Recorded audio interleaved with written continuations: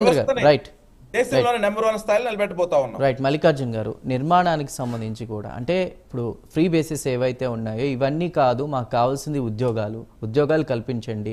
పక్క రాష్ట్రాలకు వెళ్ళి ఉద్యోగాలు చేసుకోవాల్సిన పరిస్థితి వస్తుంది. నిర్మాణం స్టార్ట్ అయ్యి కంపెనీలు ఇవన్నీ వస్తే కూడా మాకు ఇక్కడ చాలా బాగుంటుంది అనేటువంటిది కొంతమంది వాదనగా ఉంది.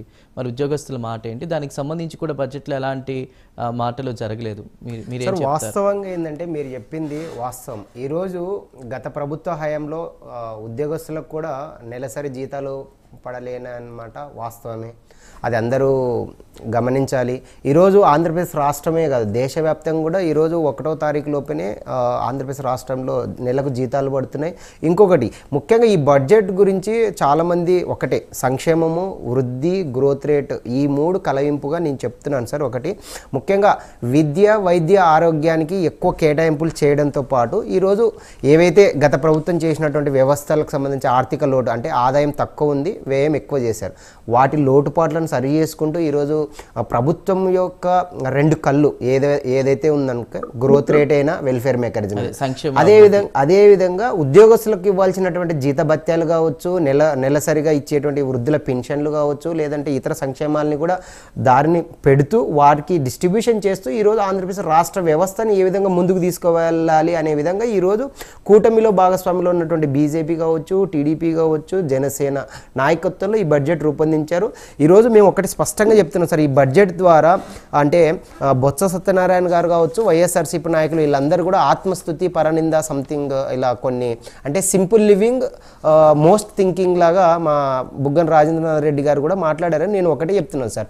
ఈరోజు మా వైద్య ఆరోగ్య శాఖ మంత్రి వర్యులు సత్యకుమార్ యాదవ్ గారు కూడా స్పష్టంగా పేర్కొన్నారు. ఈ బడ్జెట్ను ఒక సెకండ్ని అబ్జర్వ్ చేస్తే దాదాపు మొదటిసారిగా 3,22,000 కోట్లతో ఫస్ట్ టైం కేటాయింపులు చేస్తే అన్ని రకాలుగా అంటే విద్య, వైద్య, ఆరోగ్య కేటాయింపులతో పాటు ముఖ్యంగా దేశానికి అన్నం పెట్టేటువంటి రైతన్నలను ఈరోజు 2014 నుంచి 2024 వరకు కేంద్ర ప్రభుత్వంలో ఉన్నటువంటి నరేంద్ర మోదీ గారి నేతృత్వంలో ఉన్నటువంటి మా ఎన్డీఏ కూటమి ఏ విధంగా ముఖ్య పాత్ర రైతులకు అన్నం పెట్టే విధంగానే వాళ్ళకు సహాయం చేయాలని చెప్పేసి పెట్టుబడి సాయం కోసం గత సంవత్సరానికి 3 విడతలుగా చేసేటువంటి పిఎం కిసాన్ సమ్మాన్ యోజన అనేది ఏ విధంగా ఇస్తుందో P4 విధానం గురించి సార్, P4 అనేది మనకు మొదటి నుంచే ఉంది సార్. పబ్లిక్ ప్రైవేట్ పార్ట్నర్షిప్ ఏ విధంగా ఉందో ఈ P4లో ఒక పబ్లిక్ని అంటే పబ్లిక్ ప్రైవేట్ పార్ట్నర్షిప్తో పాటు పీపుల్స్కి కూడా అవకాశాలు ఇస్తూ ఖచ్చితంగా ముఖ్యంగా స్టార్టప్, స్టాండప్ అంటే ఏ విధంగా అయితే skill India, young India, develop India, digital ఇండియాకి కేంద్రంలో మోదీ గారు ఏ విధంగా సపోర్ట్ చేస్తున్నారో ఆంధ్రప్రదేశ్ రాష్ట్రంలో కూడా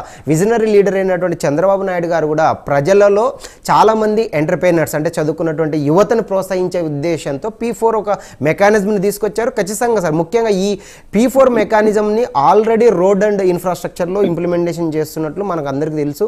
అండ్ ఇంకొకటి సార్, అగ్రికల్చర్కి సంబంధించి ఈరోజు కేటాయింపులు చేయలేదని చెప్పేసి మన మిత్రులు వైఎస్ఆర్సీపీ అధికార ప్రతినిధి అనుకుంటా తనకు నేను ఒకటే చెప్తున్నాను సార్, ఈరోజు దేశానికి అన్నం పెట్టేటువంటి రైతన్నలు పెట్టుబడి సాయంగా ఈరోజు పిఎం కిసాన్లో భాగంగానే దాదాపు అన్నదాత సుఖీభవ కింద బడ్జెట్ని గమనిస్తే మనం 20,000 కేటాయిస్తూ అన్నదాత సుఖీభవ కింద 6,300 కోట్ల కేటాయింపు కావచ్చు. అదేవిధంగా సూపర్ 6 అని చెప్తున్నారు వాళ్ళు.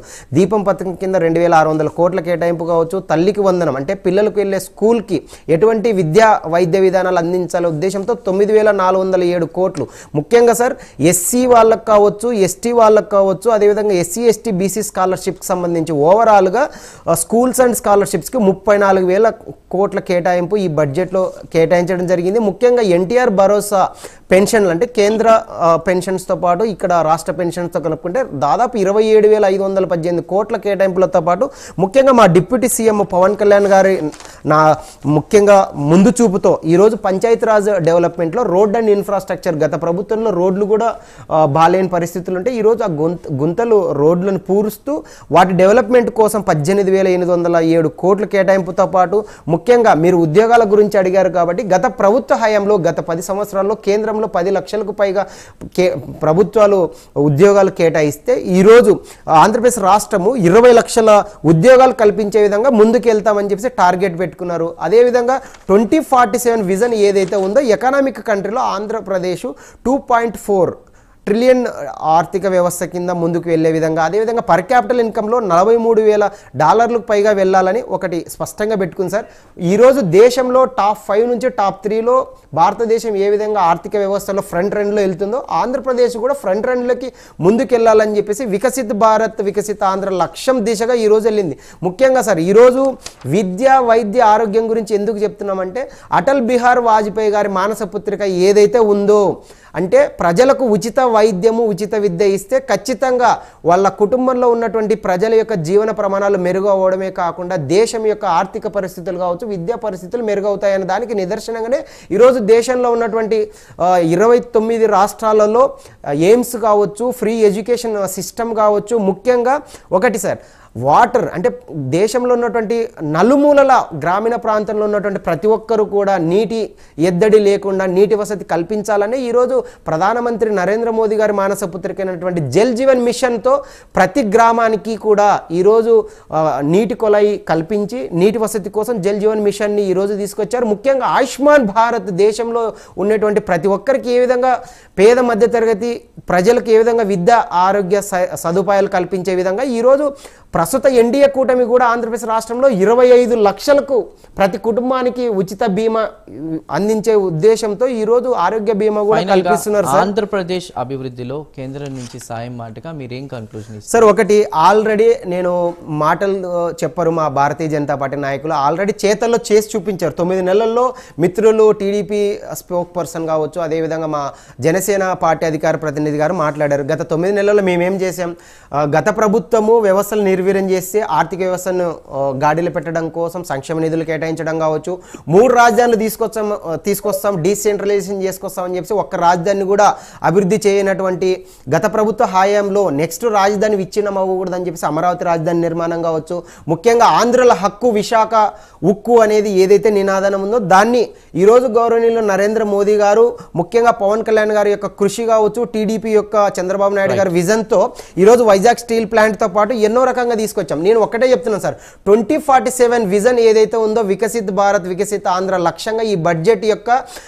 వెల్ఫేర్ గ్రోత్ కింద ఈ బడ్జెట్ కేటాయించబడింది. ముఖ్యంగా చంద్రబాబు నాయుడు గారి విజన్ ఏదైతే పవర్ పాయింట్స్ ఆఫ్ 10 ఫార్ములాస్, ఒక్క సెకండ్ చందు గారు ఈ 10 పాయింట్స్ ఫార్ములా గురించి ఎందుకు స్పష్టంగా చెప్తున్నానంటే ఒక విద్యార్థిగా యువ నాయకుడిగా నేను పూరెస్ట్ ఆఫ్ ది పూర్ పేదరిక యొక్క నిర్మూలించే లక్ష్యంగా, అదేవిధంగా ఉపాధి కల్పనను అందించే లక్ష్యంగా, human resource development and skills development చేసే విధంగా, అదేవిధంగా వాటర్ను కల్పించే విధంగా, అగ్రికల్చర్లో నూతన సాంకేతిక టెక్నాలజీని డెవలప్మెంట్ పొందే విధంగా, ఎక్స్పోర్ట్స్ అండ్ ఇంపోర్ట్స్గా అగ్రికల్చర్ యొక్క లాజిస్టిక్స్ కావచ్చు, ఇండస్ట్రియల్ సెక్టార్స్ కావచ్చు, సర్వీస్ సెక్టార్స్ను డెవలప్మెంట్ చేసుకుంటూ ముందుకెళ్లే విధంగా, ఒక్క సెకండ్ సార్ గ్రీన్ సోలార్ ఎనర్జీని ముందుకు పెంచే విధంగా, స్వచ్ఛాంధ్ర మిషన్గా స్వచ్ఛాంధ్ర భారత్గా ముందుకే విధంగా, అదేవిధంగా ఆల్ సెక్టార్స్ అంటే ప్రైమరీ సెక్టార్స్ కావచ్చు, సెకండరీ సెక్టార్స్ కావచ్చు, అదేవిధంగా టెర్షరీ సెక్టార్స్ కావచ్చు, agriculture, industrials, service sectors development విధంగా ఆల్ ఫేజెస్లో టెక్నాలజీని ఇంప్లిమెంటేషన్ చేసుకుంటూ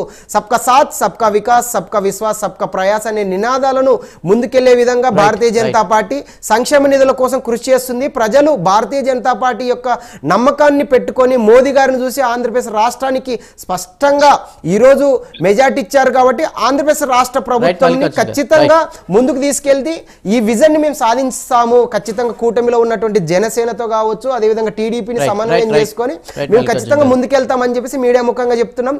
ఖచ్చితంగా టాప్ 1లో దేశంలో ఉన్నటువంటి మిగతా రాష్ట్రాల్లో ఆంధ్రప్రదేశ్ రాష్ట్రాన్ని కూడా ముందుకు తీసుకెళ్లే విధంగా భారతీయ జనతా పార్టీ కృషి చేస్తుందని చెప్పేసి ముఖ్యంగా చెప్తున్నాం సార్. సుధాకర్ గారు, హామీల అమలుకి సంబంధించి కూడా కావాల్సిన